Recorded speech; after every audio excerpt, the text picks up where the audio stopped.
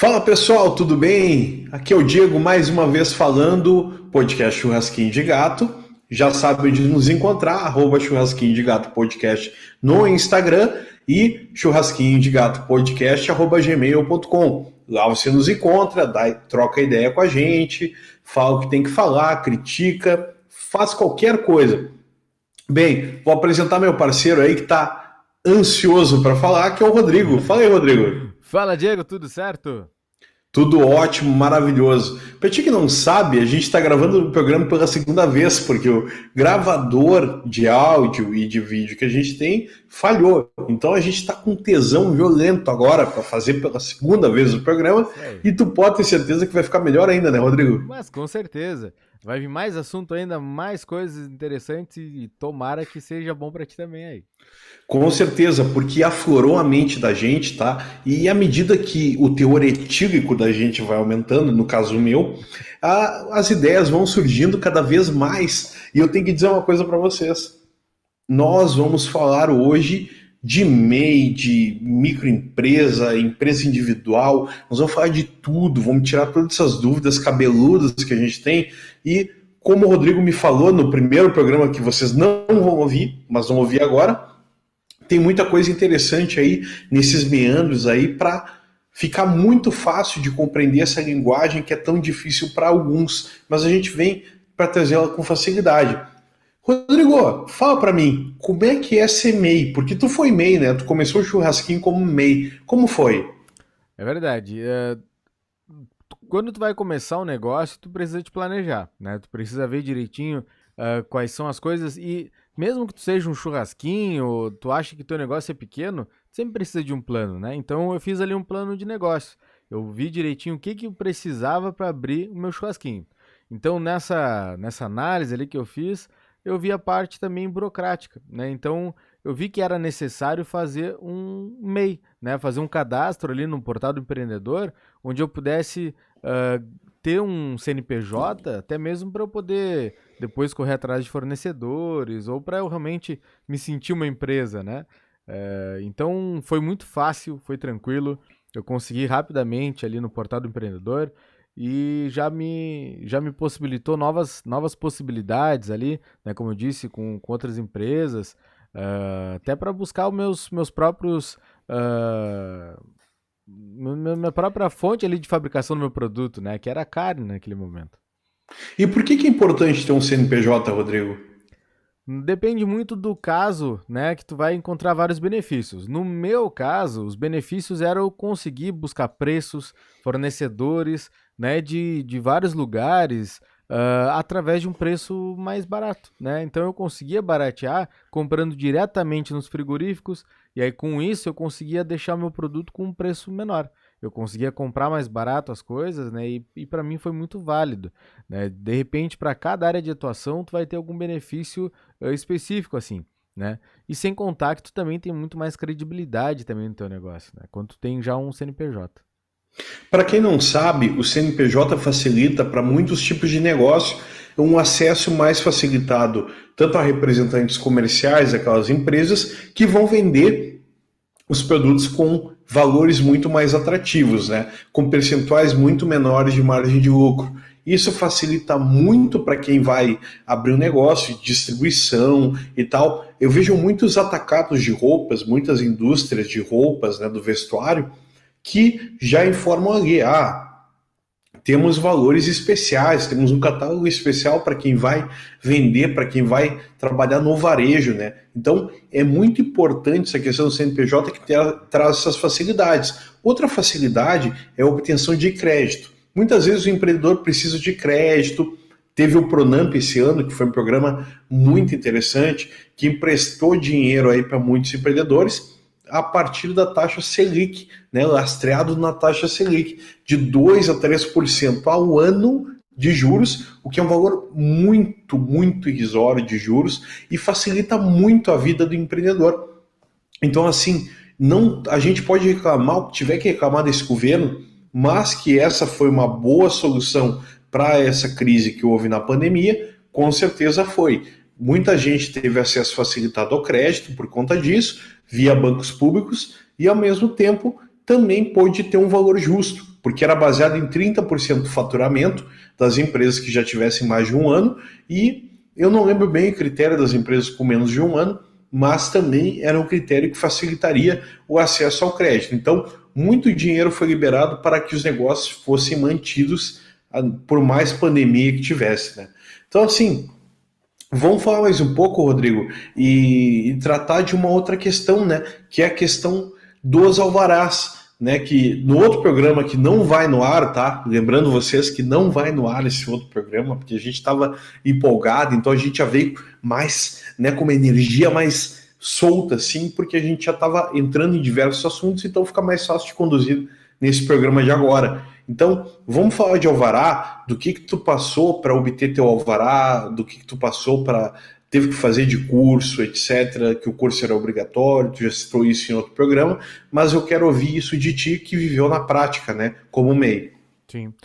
Como no meu caso específico era um produto de alimentação e tudo mais, eu fui atrás de todas essas burocracias, vamos dizer assim. O CNPJ, como eu falei, foi tranquilo, foi a parte mais fácil, rápida, né? Em seguida eu já tinha lá o carnezinho do MEI para fazer o pagamento, valor de Cara, 40. é só entrar num site, né, Rodrigo? Foi muito fácil.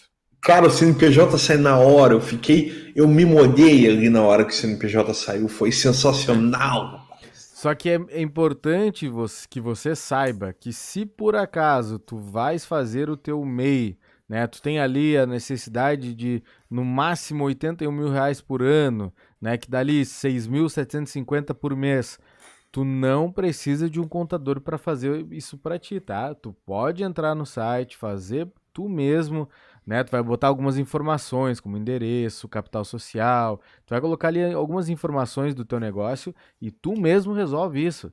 Não precisa, eu quase caí nesse conto, fui buscar informações e me falaram que era obrigatório, claro que o próprio escritório de contabilidade me disse que era obrigatório, e eu fui atrás da informação e não era, né? Então, não é obrigatório. Para fazer o MEI, no máximo uma pesquisinha no Google, pessoal, já tá de bom tamanho. Tem muito contador falcatrua aí? Tem, mas eu queria mandar um abraço pro meu, que é muito gente boa e é um cara honesto, que é o DJ. Beijo, DJ. Beijo, pessoal da EF. E vamos que vamos, porque a gente tem que dar reconhecimento para quem é gente boa. O DJ é gente boa e deve ter outros contadores de gente boa, mas o resto é muito falcatrua também, né? Em todo negócio, né? Em todo negócio tem as pessoas que fazem as coisas mais pro bem e outras pro mal, vamos dizer assim.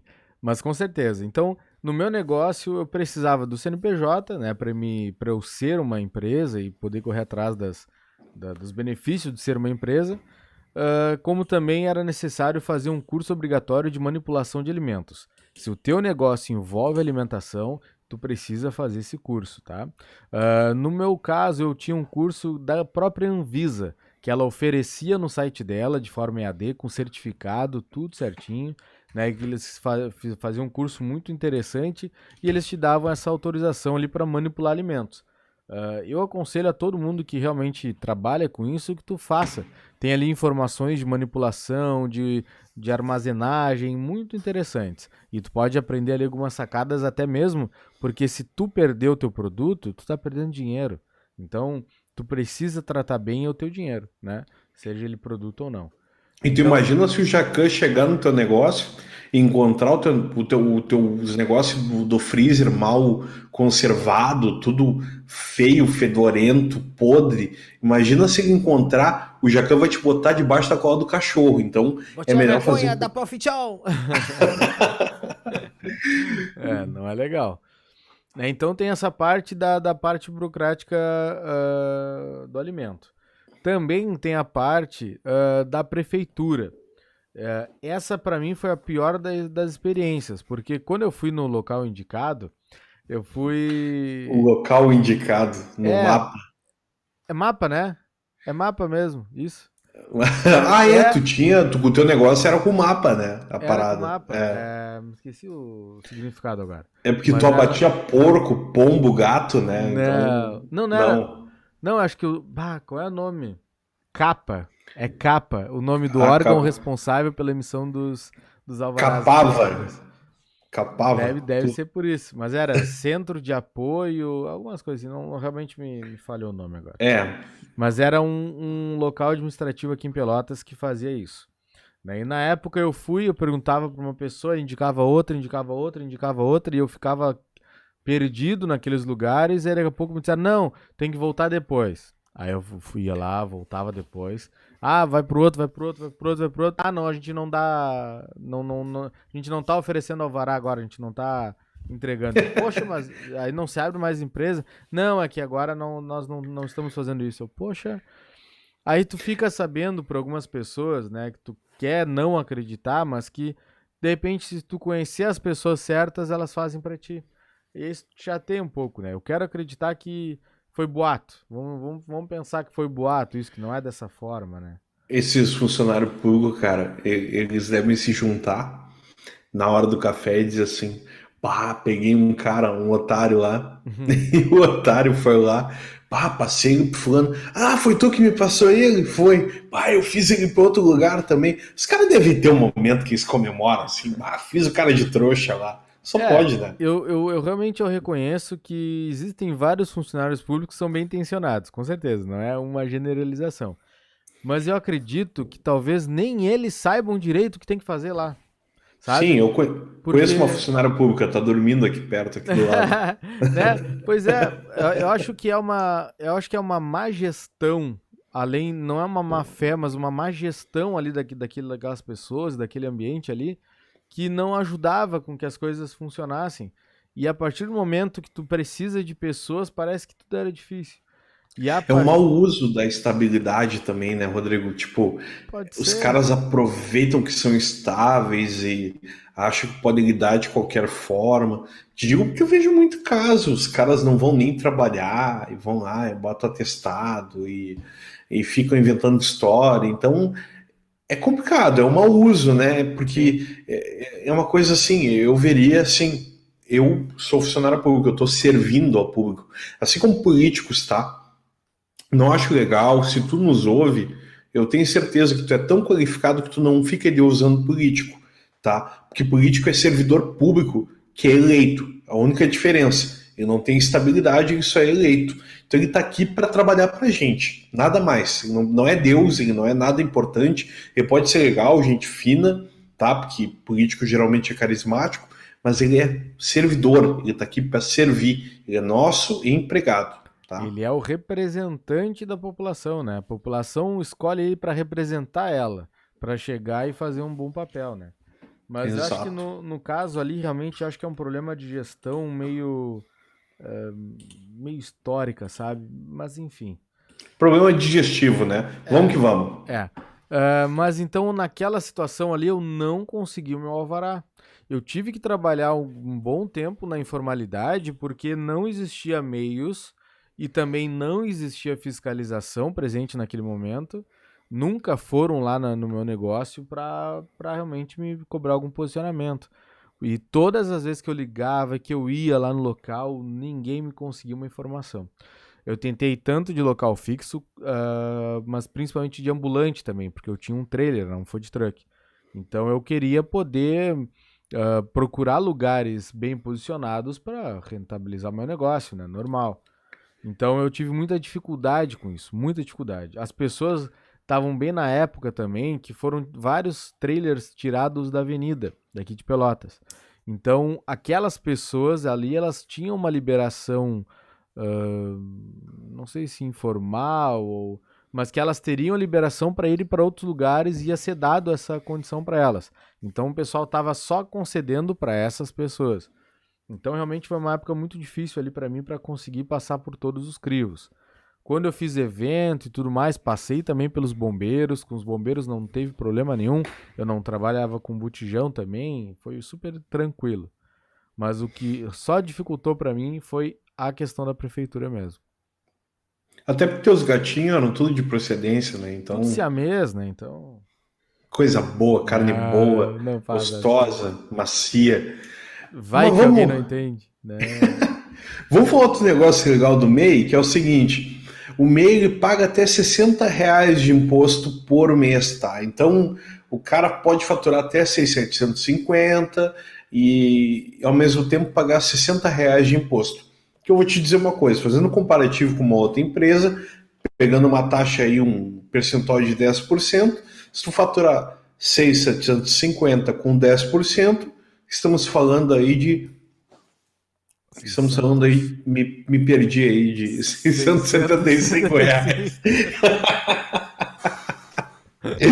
Mas é o seguinte, então fica muito mais complicado para empresas maiores a pagar as alíquotas de impostos que o governo quer que a gente pague, né? Então o MEI ele tem ainda essa facilidade. O único problema é que o MEI só pode ter até uma pessoa, até um funcionário. Então, se tu for contratar, formalizar mais de um funcionário, e pessoal, quando eu falo formalizar, é muito importante deixar claro que é preciso formalizar as pessoas, é preciso o funcionário ter carteira assinada, tá tudo certo. Primeiro, tá? Porque as pessoas precisam receber seus direitos, que estão assegurados desde a era Getúlio Vargas, e também para o desgraçado não te colocar na justiça, né? Te colocar lá no Tribunal Regional do Trabalho e tu ter que daqui a pouco pagar uma indenização violenta e te quebrar para pagar uma indenização.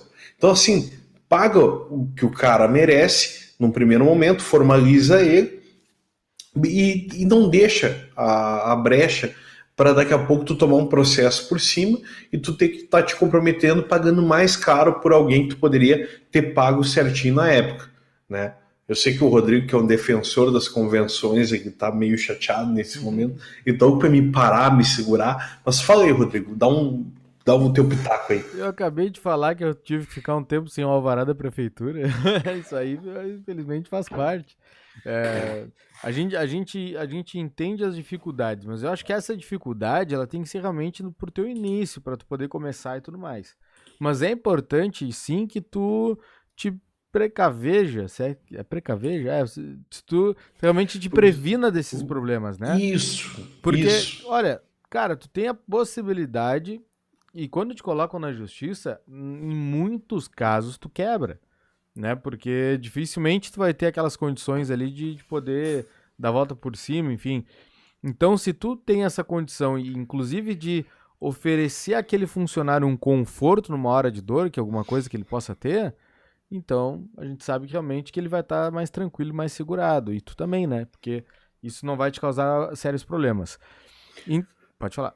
E digo mais, né? Tipo, hoje a legislação trabalhista, os regimes de contratação estão muito mais flexíveis do que antigamente. Então, tu não precisa contratar alguém para ficar 8 horas contigo, nem para ficar trabalhando no local. Claro, depende muito da atividade. A gente está falando de MEI. MEI é muito uma atividade mais simplificada. Mas, assim, dá para te contratar pessoas por 3, 4 horas por dia, estabelecer um valor certinho e tudo de acordo com o que tu pode pagar. Então tu não precisa contratar alguém para ficar lá catando mosca durante 4, 5 horas e trabalhar 3. Então assim, pensa muito bem antes de organizar isso, contratar uma outra pessoa, porque daqui a pouco tu pode se esforçar um pouco mais e fazer esse trabalho. Ou daqui a pouco tu pode regular um número menor de horas e pagar uma pessoa de acordo com o que ela está trabalhando de fato. Recebi um aviso agora, meu microfone parece que está barulhento, então eu estou falando um pouco mais de longe porque eu acho que me exaltei aqui. Me exaltei. Então é o seguinte, passando para o próximo passo, né? A gente falou aí das contribuições, é uma barbada, 60 pila é muito fácil para o MEI, tá? O MEI tem até 3 oportunidades de estourar o MEI, então tu pode faturar, como o Rodrigo falou no outro programa que não vai ao ar, o Rodrigo falou que o cara faturou 9 mil, né, Rodrigo? É, porque às vezes, quando a gente lança um projeto, que nem no churrasquinho mesmo, eu peguei e fiz um primeiro mês excelente, assim, ó, eu tava feliz da vida, agora eu vou fazer dinheiro. Deu 10 pau, 10 pau. Quem dera, mas, mas realmente ele foi um mês atípico, porque as pessoas conheceram e foram lá prestigiar, e na verdade depois eu descobri que eu tava somando errado os valores. Então ali tu acha que tu tá grandando, tu já quer sair do meio. Não, agora eu já vou direto pro próximo nível. Só que na verdade, tu acaba tendo daqui a pouco uma variação. E aí essa variação talvez nem te leve para um 81 anual, né? Daqui a pouco tu caiu, e aí tu já fez uma troca que daqui a pouco tu tá pagando um valor muito alto para aquilo que tu recebe. Tá, Então é mas o perigoso. que é somar errado, Rodrigo? Ah, não, aí foi Não, me uma conta a grande falha burrice. nossa aí. Conta Não, pra nós a falha nossa. porque na verdade eu tava fazendo uma conta muito errada, muito simplória, que eu pegava o valor de custo dos produtos, depois pegava o valor de venda dos produtos e achava que aquilo era somente o meu valor. Só que eu não estava contabilizando os custos fixos, né? Os custos que não provinham da carne ali, enfim, do Ah, alimento. entendi. Tu E aí, colocava apenas o custo do valor do espetinho versus o valor de venda, o valor de custo versus o de venda do espetinho. é, isso aí. E E não aí diluía o custo né, do tinha carvão, luz, tudo, carvão, luz. tinha gasolina para ir comprar as coisas, tinha uma série de coisas que eu não colocava nesse valor. E aí, E claro que dava um valor errado para mim. E aí foi um erro de iniciante que é normal acontecer. A gente tem que realmente contabilizar direitinho os custos fixos, variáveis, para que assim a gente tenha um valor melhor, né? É por isso que eu fiz questão de te perguntar isso, porque, cara, isso é mais comum do que parece. E outra, quem está ouvindo o podcast, ele vai dizer o seguinte: pô, cara, o Rodrigo é humano. Porque, assim como o Rodrigo é humano, o Diego também é humano, o Diego já errou em diversas coisas ao longo do tempo. E tá aqui para trazer essas experiências ruins também, porque não é só chegar aqui e contar vitória no podcast. A gente tem que contar também o que errou aí, o que É deixou para vida trás, real, né? mano. É É vida exatamente. real. Então, rapidinho aí, para trazendo aí os tipos de empresas que a gente já falou do MEI, que é o microempreendedor individual. Vamos falar daí da sociedade empresária limitada, né? É uma sociedade que tem mais de um sócio. Então, assim, tendo mais de uma pessoa já se caracteriza a sociedade limitada e, ao mesmo tempo, a responsabilidade dos sócios está restrita a o volume, o valor que ele tem dentro do contrato social. Então, temos um contrato social, eu e o Rodrigo. A gente tem uma empresa que tem 30 mil de capital social. Cada um tem 15, vamos dizer, meio a meio, 50-50. Se por acaso acontecer alguma coisa, tiver uma dívida, a gente tiver um empréstimo de 100 mil, um saldo de 100 mil em aberto, e a empresa quebrou, deu um problema e tal, a gente vai poder se responsabilizar no máximo 15 mil reais cada um, que é o valor correspondente ao nosso capital social. Ah, mas pô, é sacanagem. Não.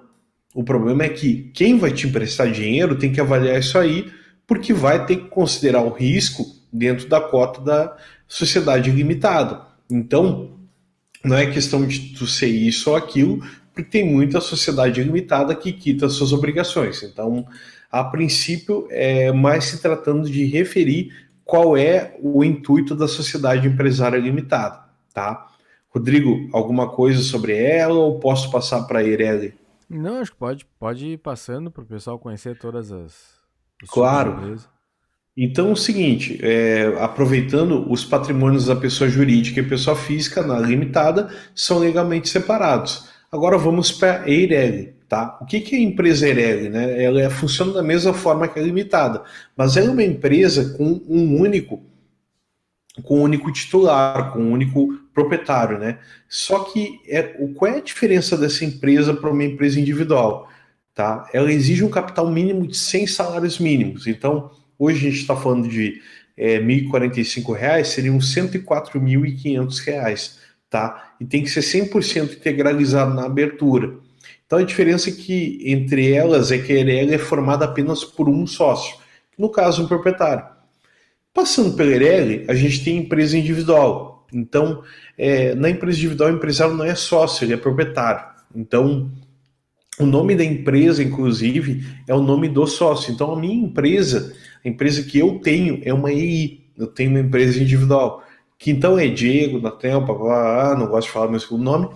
Mas, assim, a minha empresa tem o meu nome, na razão social. No nome fantasia, tem o nome da empresa, Daco Consultoria e Negócio. Beleza, vida que segue. Então, daí, além dela ter o meu nome, ela se restringe, né? Ela tem o meu nome e ela pode ter um nome fantasia diferente. Ela se restringe à minha empresa e à responsabilidade social também em cima do meu patrimônio.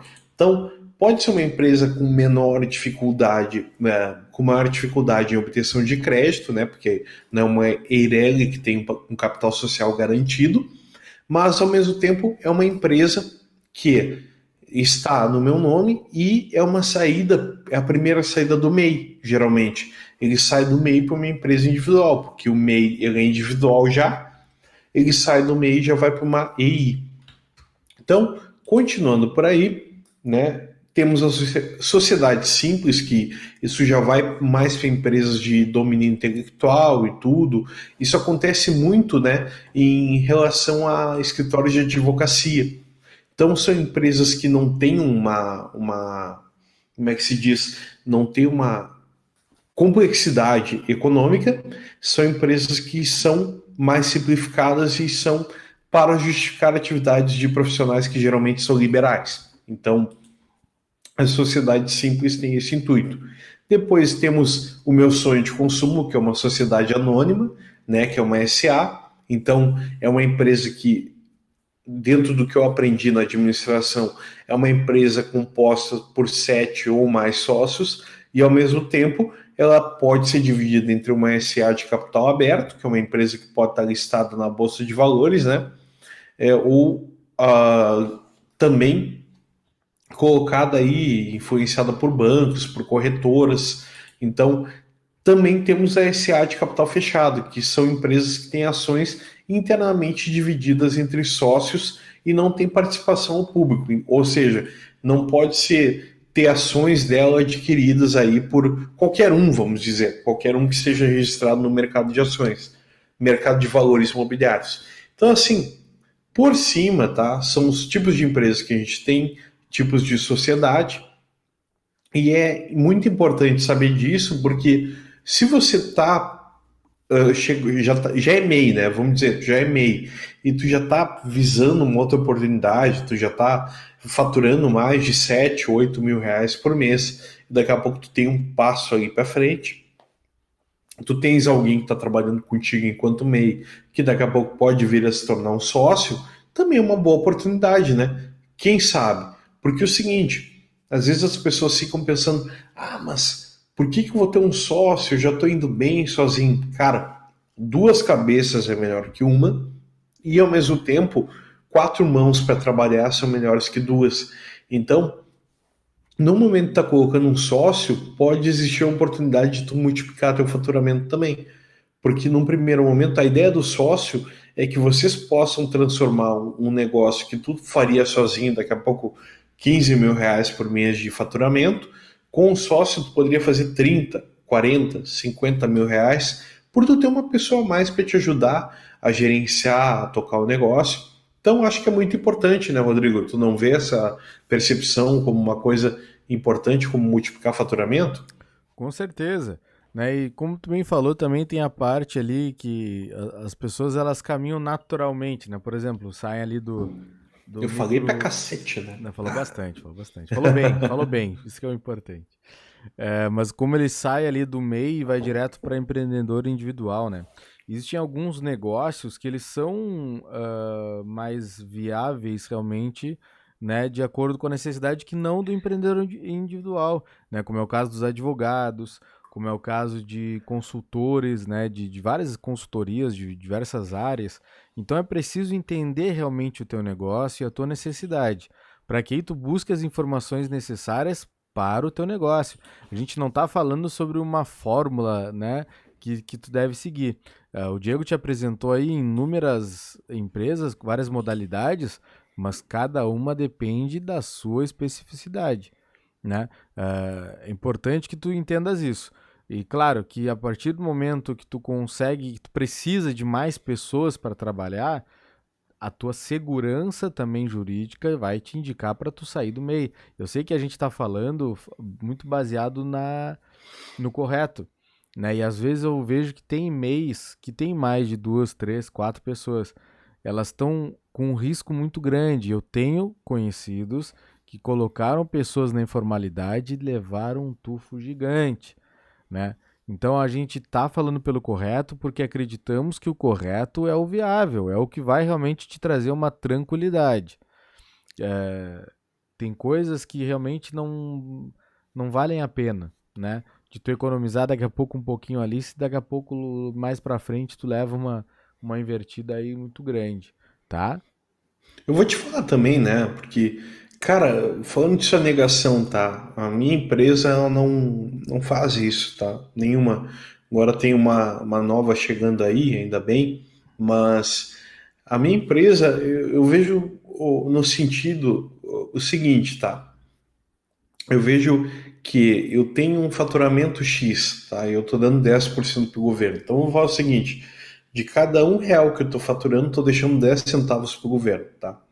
Embora o governo não saiba lidar nem um pouco com o dinheiro que eu estou deixando, tá? Não diz respeito ao que eu devo fazer ou não. Tem que fazer a coisa certa. Coisa certa é contribuir. Contribuir, pagar o imposto que eu devo e ponto. Cara, 10% é muito pouco, cara. Sério. A gente está falando de um valor muito baixo, se tratando, dependendo da empresa, do porte da atividade, o varejo aí paga 6, e olhe lá, 5, 6. Tem faixas interessantes, tá?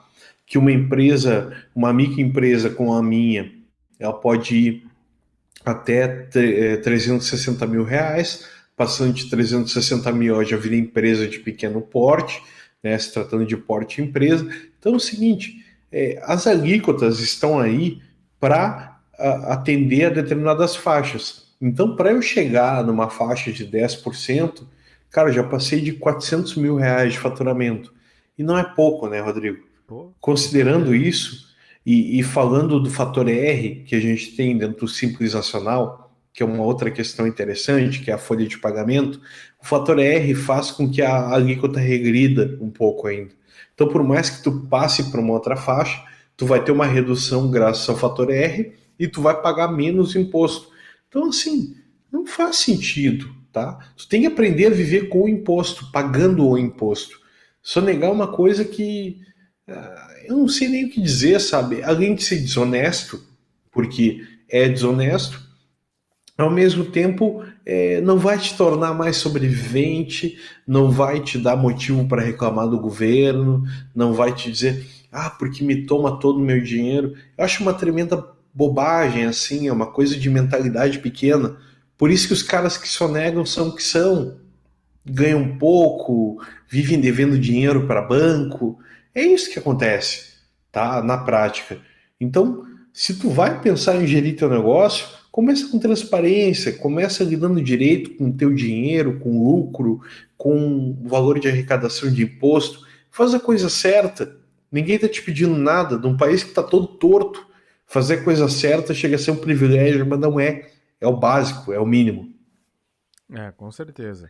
Existe a ganância, né? A ganância de querer ganhar mais a qualquer preço. E isso, olha, não são poucos os casos de pessoas muito ricas que nós vimos na mídia que perderam tudo.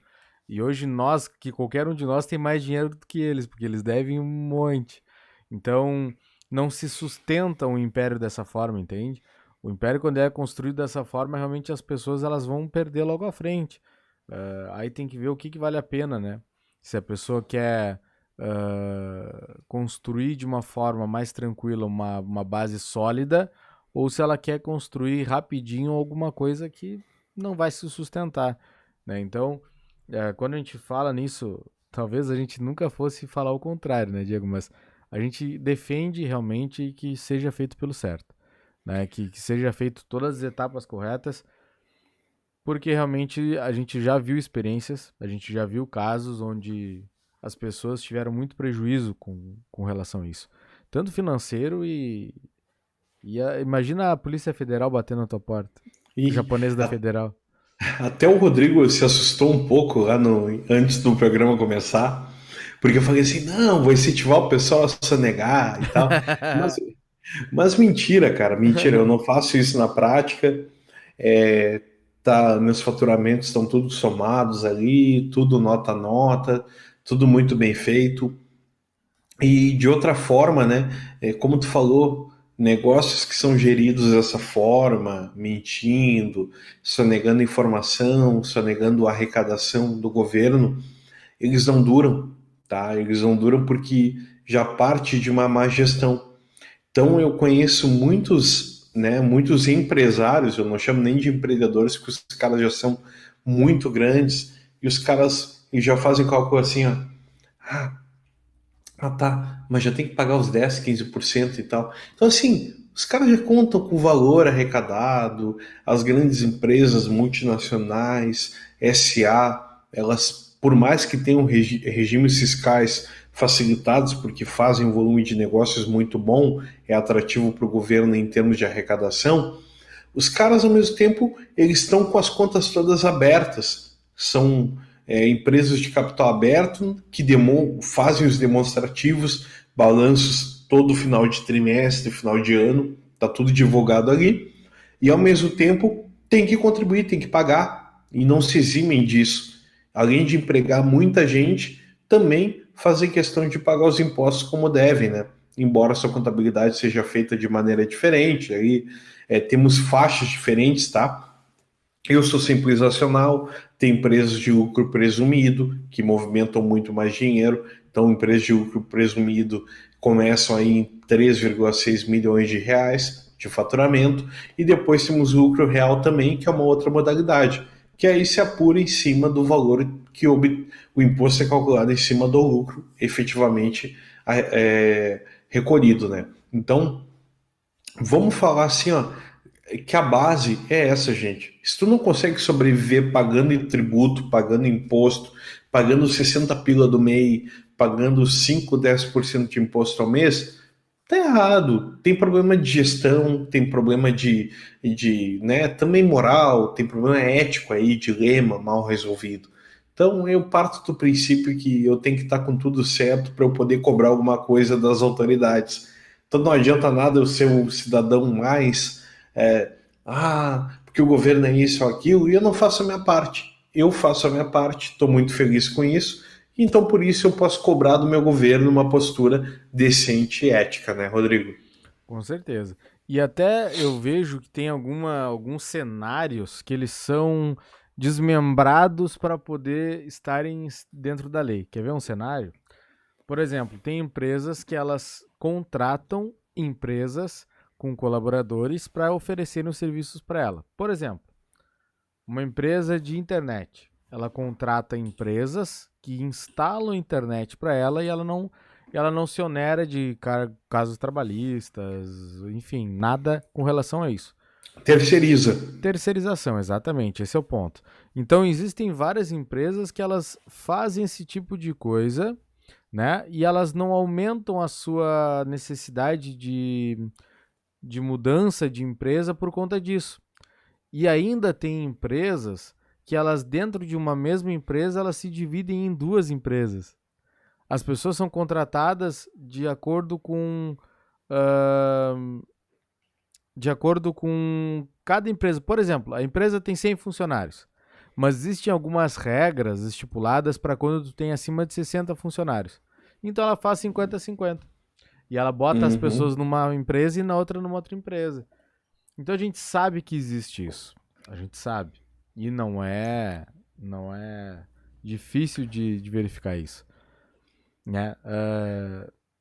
Até isso é uma questão que envolve um entendimento dúbio, né? Porque ele está dentro da lei, né? De Exato. qualquer forma, ele está dentro da lei, ele está fazendo a coisa, só que ele está fugindo de tributação, né? Então, vamos ir pelo certo, pelo errado e tal, mas esse cara está mais certo de quem está registrando uma venda e não está registrando a outra. Então, olhando por esse lado, ele está se valendo de uma possibilidade, de uma brecha que a legislação dá, de tu abrir mais de uma empresa, mas ao mesmo tempo ele está se onerando de outras coisas em prol de reduzir uma tributação.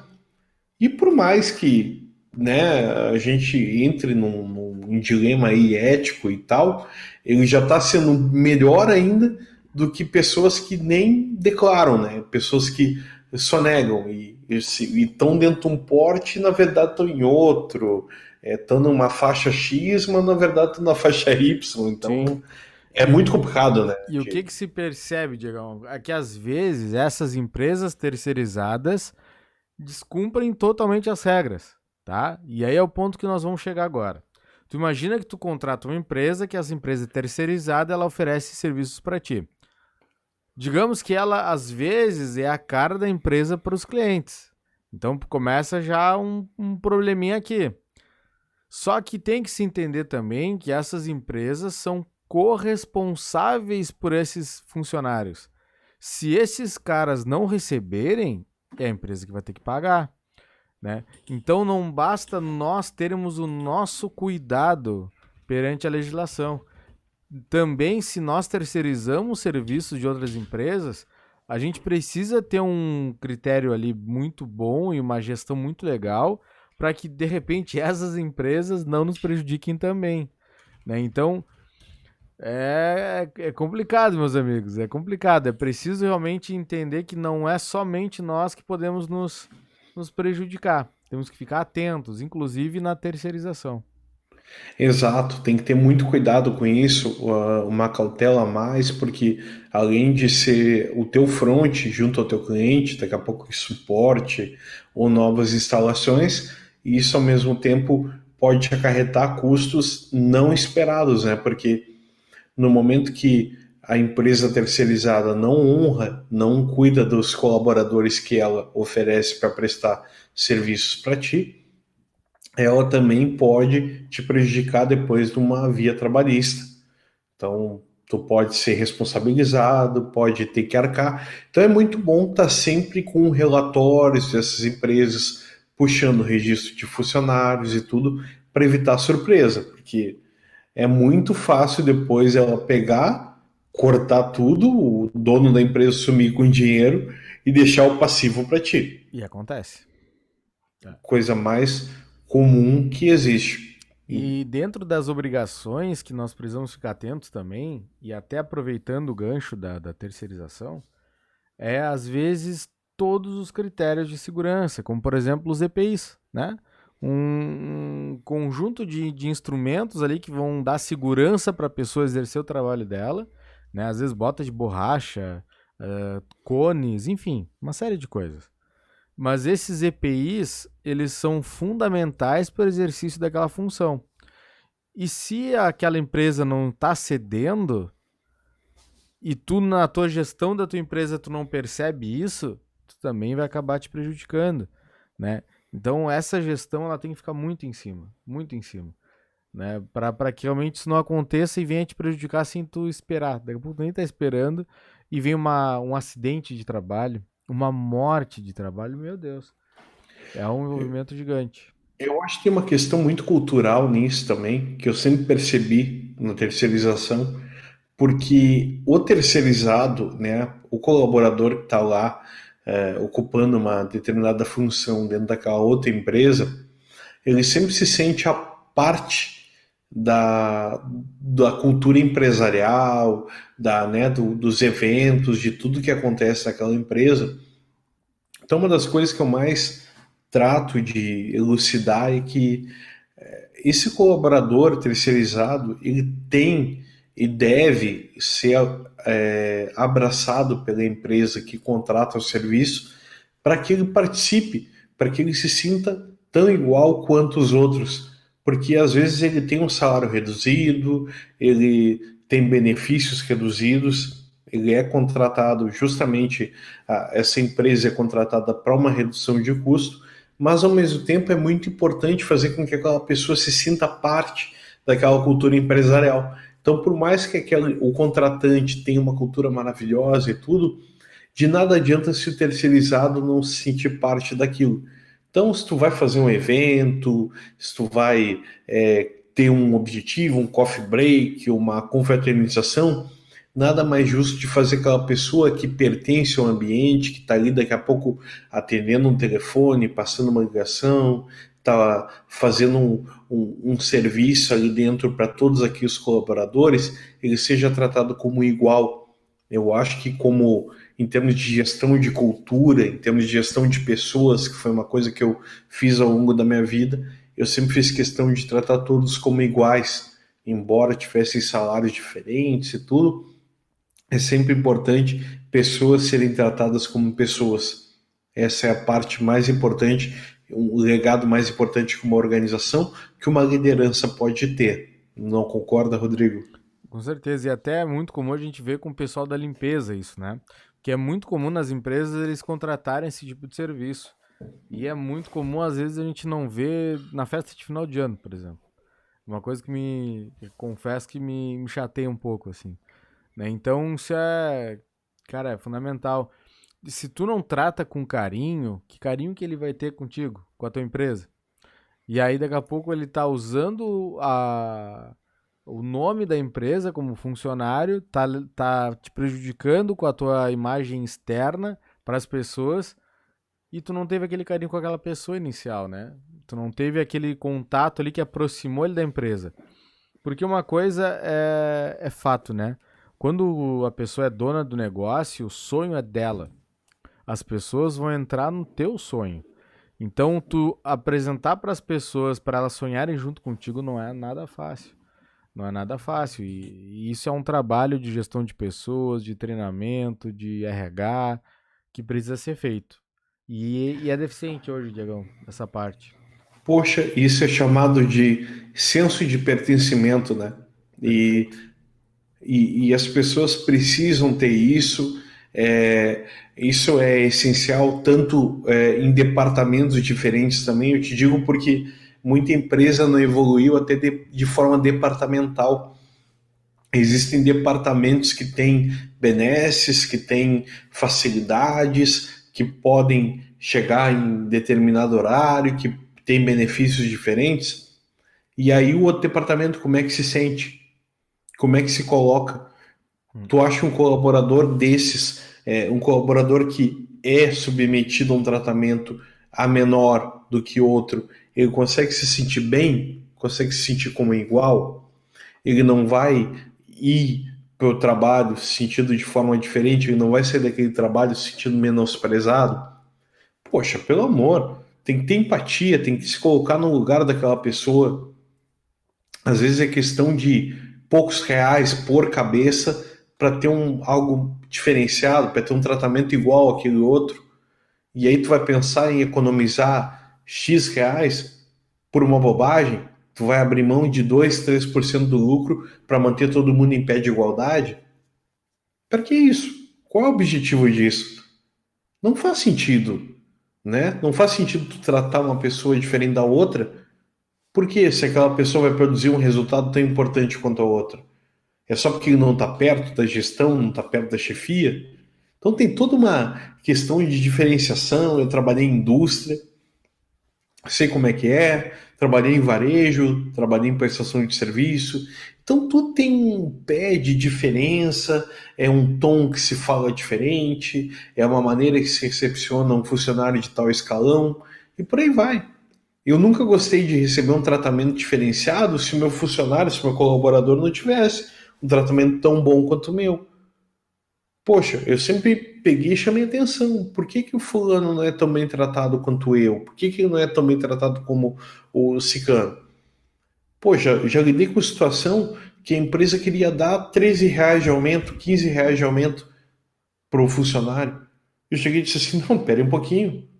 Isso não é aumento, tá? Isso é obrigação, é dissídio, não é nem ser reajuste anual de salário. Pô, eu tive que ir lá batalhar pelos caras. E aí, como é que funciona? É tratar como gente ou não? É tratar como se a gente como a gente gostaria de ser tratado? Porque é aí que mora o perigo disso. Porque às vezes as organizações criam castelos, criam castas, e as pessoas começam a se separar. Ah, não, porque fulano é assim porque ele está ali, ele é de tal departamento. E qual o sentido disso? Qual o sentido de tu criar maneiras diferentes de se tratar um ou outro? Porque o outro é melhor, porque o outro não é. Então, eu acho que isso faz toda a diferença. Tu é um cara que vê muito o aspecto humano, Rodrigo. Eu tenho certeza que tu tem uma opinião parecida, né? Não, é igual. Para mim, a gestão de pessoas é uma das partes mais estratégicas de qualquer empresa, né? A gente sabe que tem recursos, tem custos, tem, enfim, mas a gestão das pessoas é o que pode movimentar a empresa para qualquer lado, né? E quando tem uma gestão boa de pessoas, tu consegue com menos pessoas produzir resultados muito maiores, né? Tu consegue surpreender, tu consegue fazer muita coisa, tu consegue fazer um time ir contigo, sabe? Numa liderança. Né? Eu tive a oportunidade de ter 11 colaboradores comigo num cargo que eu exercia. E, cara, tu vê as pessoas assim, teve um momento lá que eu tive que fazer uma virada de sistema. O que é isso? Quer dizer que eu tinha que ficar até tipo umas 10 da noite lá. E os horários das pessoas, ninguém trabalhava mais nesse horário. E tu sabe o que é? Tu vê tipo 4 pessoas, 5 pessoas contigo ali até as 10 horas da noite pela ação, assim, pelo objetivo. E muito por ti também, sabe? Porque elas realmente entendiam aquela necessidade daquele momento. Cara, isso é engajamento, isso é fundamental. Tu ter as pessoas engajadas no mesmo objetivo que tu eu não entendo como que uma empresa poderia dar certo sem isso acontecer. Não é somente sobre ordens, né? Mas é sobre aquele coração da empresa que é as pessoas. Com E certeza. te digo mais, vou te pegar aquele assunto que eu falei agora pouco tempo atrás. Aquelas pessoas que estavam com salário defasado, que ofereceram um aumento muito pequeno, Uhum. e eu fui atrás de um aumento melhor. Sabe o que aconteceu com elas? Hum. Sabe qual foi o resultado depois do aumento maior que eu consegui? Elas produziram ainda mais. Claro. Elas criaram, elas se esmeraram e trabalharam melhor, pensaram em resultados melhores. Cara, só não vê que não quer. Só não vê que não quer que distribuir melhor esse lucro pode fazer com que os resultados da empresa, com que as pessoas fiquem mais atentas, que esse senso de dono, que tanto se fala em processo de recrutamento, se aflore mais. Porque senso de dono é tu ter alguém valorizado. O dono tem que ser valorizado. O dono não vai querer ser valorizado? Então, valorize o colaborador. É o mínimo que pode ser feito. Quando tu falou, quase que eu pensei assim, foram demitidos. Aí sim, né? Aí, Não, não, não. aí deu, né? Já pensou? História mais triste da vida.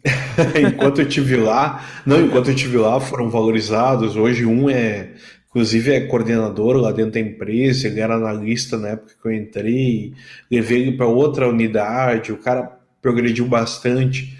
A outra moça não tá mais, Uhum. tá? Mas assim, saiu depois de um tempo, fechou a unidade do Paraná lá da empresa, então é uma mudança que houve aí de estratégia da empresa e acabou afetando ela. Mas, Sim, sim. cara, eu te digo que é muito importante esse visual do capital humano, porque as pessoas são o maior patrimônio que a gente tem hoje na empresa. A inteligência artificial ainda não tomou conta de tudo. Então, as pessoas precisam ser bem tratadas, ser bem cuidadas, ter plano de carreira, ter benefícios bons, para que elas se sintam bem onde estão, tá? Tu Muitas quer vezes as ver, pessoas não abrem mão da empresa porque estão bem de benefícios. Coloca aí o que tu ia falar. Vai. tu quer ver um negócio que vai determinar essa parte do humano e do máquina? Isso aconteceu na empresa que eu trabalho atualmente, tá? E é um fato real, tá? E que eu faço questão de falar em quase todo treinamento que eu faço, que é de entrada das pessoas, para que elas entendam a cultura da empresa que a gente trabalha. Uma pessoa ligou para nós numa sexta-feira, às 5:30 da tarde, mais ou menos. Ligou lá para a empresa, disse que estava sem internet. O pessoal verificou e identificou que o problema só poderia ser resolvido na casa dela. Não tinha como nós fazermos remotamente o restabelecimento lá da internet dela. Então nós verificamos lá, o pessoal do suporte técnico lá, responsável por isso, verificou que só teria disponibilidade para atender ela na segunda-feira, porque é sexta-feira, 5:30, os técnicos já tinham ido embora e não tinha mais essa disponibilidade no sábado também. E ela assim, bah, moço, mas aí tu me quebra, porque eu tenho um filho autista. E esse filho autista, quando ele não vê uns videozinhos lá que tem no YouTube, ele fica muito irritado, ele fica brabo, ele começa a quebrar as coisas, fica extremamente agressivo. Bah, eu vou ter um final de semana terrível, terrível, não vou conseguir nem fazer minhas coisas de casa, nem do trabalho, eu vou ficar muito mal com esse problema. Não tem como vocês me ajudarem. O que que aconteceu? O cara do suporte técnico viu que não tinha espaço na agenda, mas ele pegou e foi falar com o coordenador dos técnicos e falou: cara, aconteceu isso, isso, isso. E o coordenador ligou para o técnico que já estava em casa e falou para ele a situação. Naquele mesmo momento, o técnico pegou o carro dele, o carro da empresa, foi até a casa da mulher e restabeleceu o acesso dela na própria sexta-feira. Ou seja, a mulher ficou extremamente agradecida, mas aquele atendimento era impossível de um robô ter feito. Não tem como a gente programar algo desse sentido, de um robô ter uma empatia dessa forma. E às vezes as pessoas precisam do lado, na verdade, as empresas precisam do lado humano das pessoas, da sensibilidade humana para resolver seus problemas, né? Essa pessoa, ela ficou muito feliz, ela até postou no Facebook, fez vários elogios e tal, mas ela é um cliente com necessidades específicas que foram atendidas a contento, claro, ela ficou muito feliz e tudo mais. Mas quantas vezes as pessoas não precisam entender os problemas dos clientes, né? Entender uma forma que às vezes é diferente do tradicional, que precisa de uma reavaliação, precisam de um carinho melhor. E se essa pessoa está indignada com a vida, não está sendo valorizada, talvez o impacto que ela tenha seja diferente. Mas se ela está satisfeita, se ela está feliz, se ela está realmente reconhecendo o papel dela de atender pessoas e não números, aí ela vai ter essa tomada de decisão também.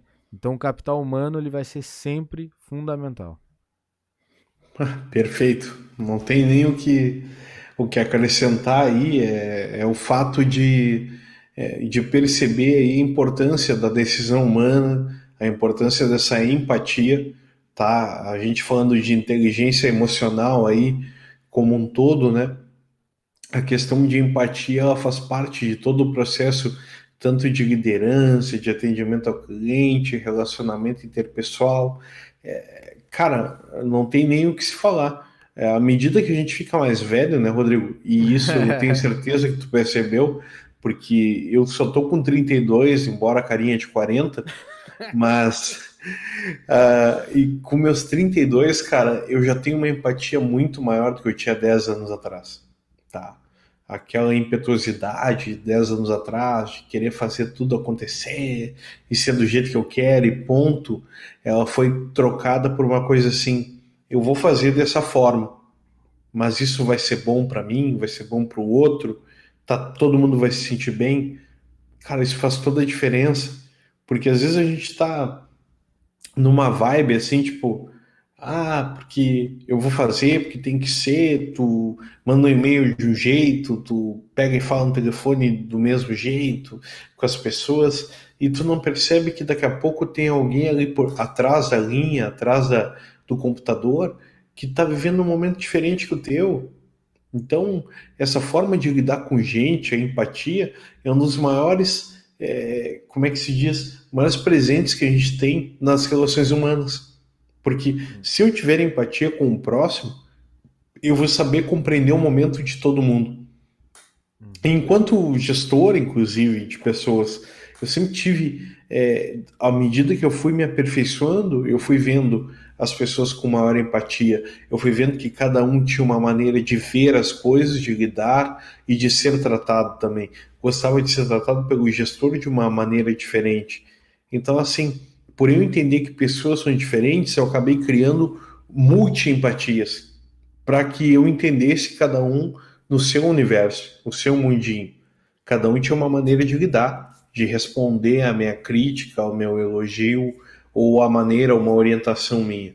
Cabia a mim, como líder, ver como cada um deveria ser tratado, deveria ouvir uma explicação, uma orientação, ou até uma crítica. Então, isso faz parte de todo o processo de gestão de pessoas, como tu falou. A empatia está presente em tudo. Sim, tu quer ver uma coisa que eu sempre falo lá no treinamento para explicar um pouco de empatia. Empatia, empatia. Muitas pessoas até não sabem realmente, né? Mas tu quer resumir a empatia? Eu falo muito para os vendedores isso. Pensa que tu vai perceber a empatia quando tu for realmente um consultor daquele negócio, né? Tu tá vendendo, mas como vendedor, tu tem que ser um consultor. Ou seja, quando tu pensa em consulta, tu já pensa também em médico, né? O que que tu faz quando tu vai no médico? Tu vai no médico e imagina que o médico nem olha pra tua cara e te dá um paracetamol. Tu vai gostar? Ele nem sabe qual é o teu problema. Ele não teve a empatia de se colocar no teu dilema, no teu problema, de se colocar no teu lugar e entender a tua dor. Então, a empatia muitas vezes é a gente entender a dor do outro e a partir dela poder saber a melhor solução. Um paracetamol não resolve todos os problemas do mundo. Ele resolve apenas aqueles específicos, né, que ele age. Mas para cada problema a gente tem um remédio específico. Então, empatia é a gente poder entender essa dor dos outros. E aí a gente consegue ter um entendimento muito melhor sobre isso. Claro, melhor que qualquer coisa só LSD, né? Que LSD resolve os problemas e melhora o entendimento, compreensão no mundo, né? E a gente fica com outra visão, assim, outra ideia. É verdade, meu irmão. Pois bem, Mas eu acho que é isso, meu velho. será? Já chegou a hora? Chegou na horinha. Eu acho que sim, a gente já rendeu um monte. Eu acho que a gente abordou tudo que queria, trouxe mais coisa ainda, porque não foi só tipo de empresa e tudo, foi como eu te falei, ia aflorar mais coisas, veio muita coisa de gestão de pessoas, cara, maravilhoso, não tem nem o que falar. E outra coisa também, né? Eu acho que quem nos acompanha até o final do programa, eu acho sensacional, por mais que às vezes as pessoas não queiram participar, ou não queiram trazer uma ideia, etc., porque tem muita gente que está aprendendo também com a gente, então são pessoas que podem não trazer uma dúvida, ou uma ideia, ou um tema para sugerir, mas são pessoas que estão ali dizendo o seguinte: ah, o programa está fazendo toda a diferença para mim, e é isso que importa para a gente. A gente quer ajudar as pessoas a terem uma visão diferente, tanto em termos de empreendedor, quanto enquanto profissionais mesmo, né? De uma maneira geral. Com certeza. A gente sabe que tem pessoas que podem estar com muitas dúvidas nesse momento, né? E a gente espera que daqui a pouco tu pegue alguma sacada, alguma ideia, para que tu possa evoluir, né? Que tu possa tirar aquela tua ideia do papel, que tu possa ter um pouco mais de tranquilidade naquele negócio que tu tá fazendo. E, cara, bora vencer. O importante é a gente vencer na vida. Exatamente. E como vencedores, né, Rodrigo? A gente está aqui fazendo um podcast, né? Até a gente não gosta de falar da questão do tempo, questão de que horário é, que hora é, mas são 1h30 da manhã já. A gente se junta aqui por volta das 11 à meia-noite para começar o podcast. E é muito importante para nós deixar essa mensagem legal. A gente cria esse programa de uma forma bem interessante, a gente desenvolve os temas e a gente sempre busca deixar as pessoas à vontade nos ouvindo. Obviamente, a gente não é o dono da verdade, a gente não está aqui para dizer como tem que fazer, como tem que ser, não. A gente só levanta, coloca a luz em alguns temas e a gente traz isso aí com a maior das boas vontades, porque faz toda a diferença, né, Rodrigo? Quem dera que tivesse alguém para parar o tempo, fazer 1h e 15 aí de podcast, para nos explicar tudo que a gente deveria ter ouvido lá no primeiro momento, né? É verdade, eu pegava muita informação desencontrada, eu pesquisava muito, mas muitas vezes me deparava com pessoas interessadas naquela informação. Como, por exemplo, tu clica aqui, tu descobre coisas melhores, ou querem te vender alguma solução, enfim. Mas realmente. O, o cara que vai te vender um curso de como fazer outro curso e vida que segue. E tem gente ganhando dinheiro nisso aí. E ao mesmo tempo, cara, assim, é muito importante trazer tudo isso para o pessoal e ao mesmo tempo a gente colocar isso de uma forma tão livre e tão pessoal, né? Porque acaba que quem está ouvindo o podcast sempre diz: pá, parece que eu estou no meio de vocês, parece que vocês estão trazendo algo, uma conversa entre amigos e tudo, e cara, que bom que você se sente assim. Então, faz toda a diferença para nós Certeza. Quem vai fechar o podcast sou eu ou tu, Tu Rodrigo? mesmo. Eu mesmo? É. Então tá. Então assim, ó, primeira coisa, indica para os seus amigos, é muito importante, é bom a gente ter público, a gente quer ganhar dinheiro com isso um dia, tá? E, e é importante também divulgar as redes sociais, tá? O Instagram é @churrasquinho de gato podcast e o e-mail é churrasquinhodegatopodcast@gmail.com. Ao mesmo tempo, a gente está sempre publicando alguma coisinha ali no feed do Instagram e também temos o YouTube aí, que é o canal Churrasquinho de Gato, que faz toda a diferença para vocês nos verem ao vivo, para verem eu tomando meu uísque, para verem o Rodrigo tomando uma água, às vezes um pouco envergonhado pela minha postura aqui, mas eu acho que vocês não viram o Rodrigo indignado, querendo apresentar o programa, que eu tive que iniciar hoje, porque o Rodrigo tava pé da vida. Eu tinha gravado uns 20, 30 minutos, né, Rodrigo, de programa. Por aí, eu acho. Já tinha falado pra caramba, e o Rodrigo disse assim, pô, eu não tô gravando essa cara, né, e aí a gente teve que fazer de novo, o que é um prazer para nós, porque falar desses temas aí é muito tranquilo, e também, né, faz toda a diferença, né, Rodrigo, para nós levar um conteúdo à frente. Com certeza. Espero que possa ter ajudado vocês. E não se esqueça, na próxima sexta-feira tem mais um episódio saindo para vocês. Obrigado por fazerem parte de mais um Churrasquinho de Gato podcast. Esse é o episódio 5. Em breve, na semana que vem, estaremos fazendo 6. Mas contem com a gente, participem. É muito importante a participação de vocês. A gente quer formular mais temas e quer saber o que o nosso público quer ouvir. Tá certo? Obrigado por tudo. Rodrigo, Abraço. Até mais. um abraço. Tudo de bom. Valeu. Tchau, tchau. Valeu.